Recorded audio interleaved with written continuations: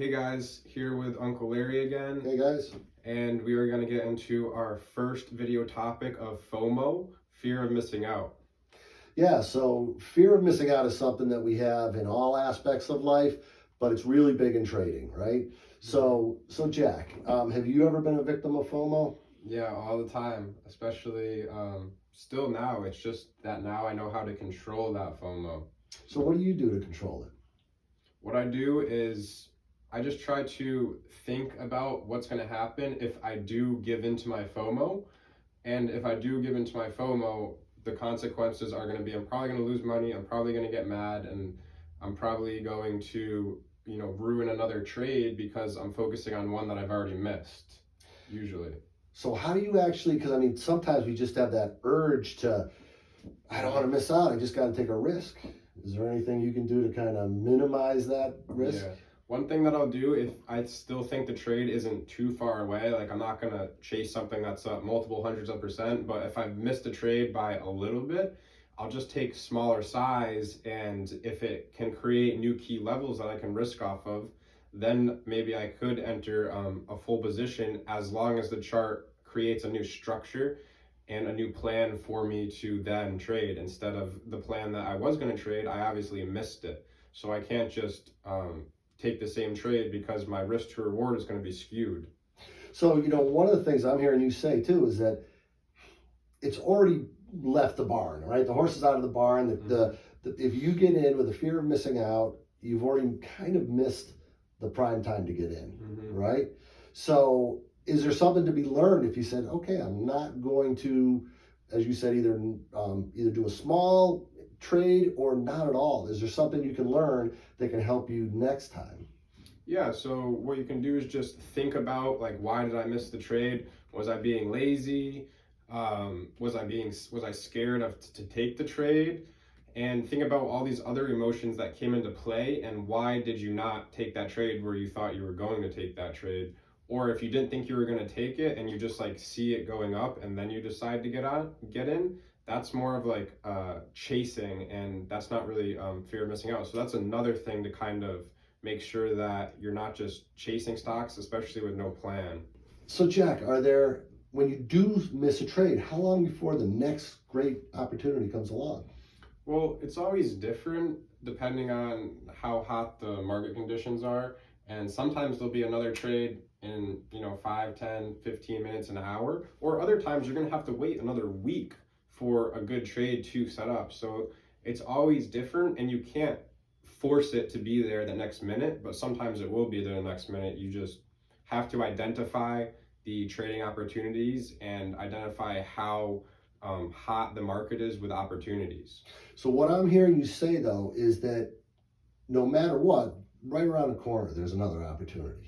Yeah, right. There's going to be another opportunity right around the corner, and you have to think in your head that you're going to have better odds trading that next opportunity that comes around that you're prepared for, rather than FOMOing into a stock at a bad entry price with probably a not very good plan, and you're probably going to be risking more than you intend to. And I'll tell you what, this now will lead into revenge trading, because if you enter that FOMO trade and you get in at a bad price with a bad plan and you're risking more than you intend to, you're going to be emotional when you then have to take the loss at a bad price, and then you're going to want to make your money back, and you're going to be looking for that next trade right away, and you're not going to have patience for that next opportunity. So this is where, again, emotional intelligence comes into play. And as Jack just said, you don't want to make those emotional trades. What we know is that if you had two people who are, all things given equal, same intelligence, same skill level, and they take a math test and they end up both getting D's on the math test, the person with lower emotional intelligence will be a little more pessimistic and will interpret that as, that's the best I can do. The person with higher emotional intelligence tends to be more optimistic, and they look at it and say, wow, I guess I need to study harder or change my study habits.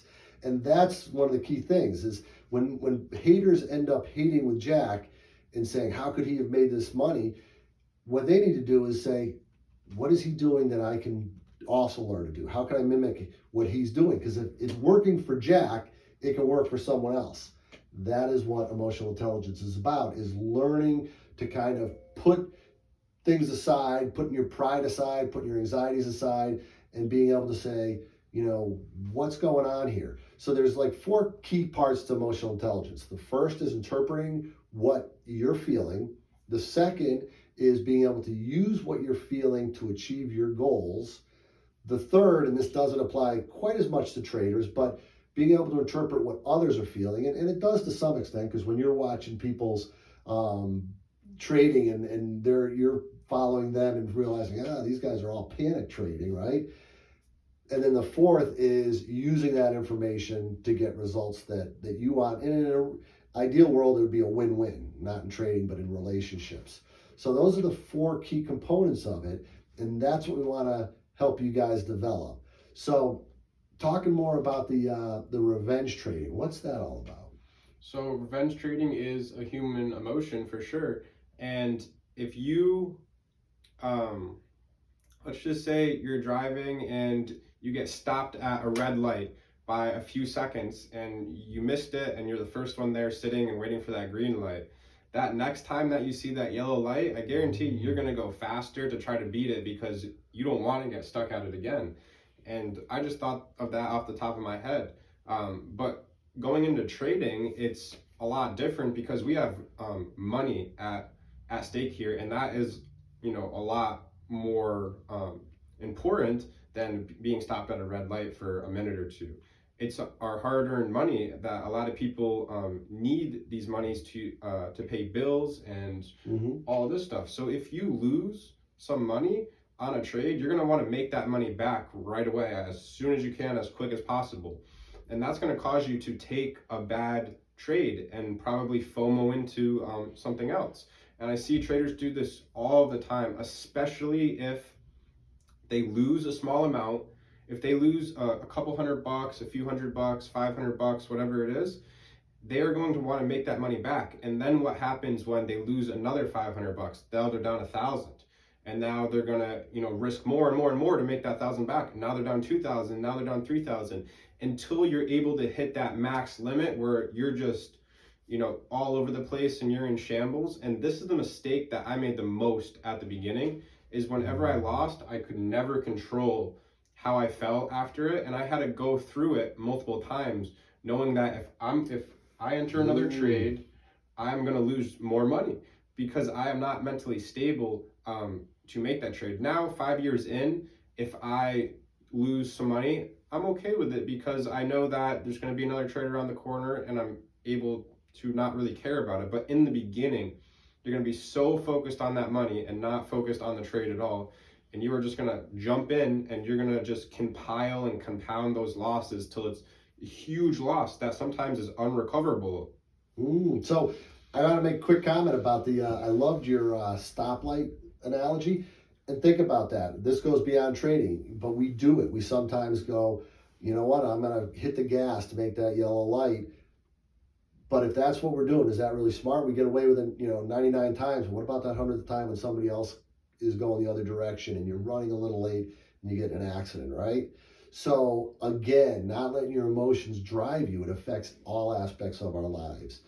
Now, real quick with the losses, when you first got started, you almost gave up because of those losses, right? Yeah, I think it was somewhere between 5 and 10 times I made the same exact mistake, revenge trading over and over. And those were all like pretty catastrophic losses for me, considering I was working at a job making $10 to $20 an hour and losing $1,000, $2,000, $3,000, $4,000, $8,000 was my biggest loss. $8,000 in just a few hours where I had to work so long to make that money. But on the good side, now that I can think about it, is those lessons then stuck for me. The harder they hurt and the more times that I made those mistakes, those lessons finally stuck with me because I was able to feel that emotion very deep inside me, compared to someone who just gets, gifted 100,000 to trade with. They can just lose and lose and lose and not really feel it because they didn't have to work for that money and save up. So it's always good to be risking your hard-earned cash after you've been studying and after you feel like you've had a good understanding of the technical side of trading. But then there's a whole other side, and that is the side of mastering yourself and mastering your emotions. Yeah, and that is key. And I mean, Jack has actually, when it comes to trading, has done that at an incredibly early age. But some people never master their emotions. And you guys all know people who are, 50, 60 years old, they're going off, they get mad, they get, reactive, they're impulsive. The nice thing is you can learn this stuff at any point. Here's another interesting fact. EI, emotional intelligence, is more important to success than your IQ is. Now, a lot of people wouldn't believe that, but research has shown it is. You can have really high IQ, but make really bad decisions because you're making them impulsively. The other nice thing is that while your IQ can't be changed, it's what it is. That's it. All the studying does not increase your IQ. You can improve your emotional intelligence. And the more you do some skills and practice some different things that I'll share in later videos, you will slowly increase your emotional intelligence and make better decisions. Jack didn't do any training. He just kind of figured it out the hard way by losing thousands of dollars. Mm-hmm. But hopefully we can help you guys too. All right. We'll talk to you next time. Remember to like me on Twitter, Larry Blackwell. You already are following him, but if not, is it Jackaroo Trades? And also check out Tim Sykes' site where he's got his classes if you really want to learn how to master trading. Talk to you guys soon.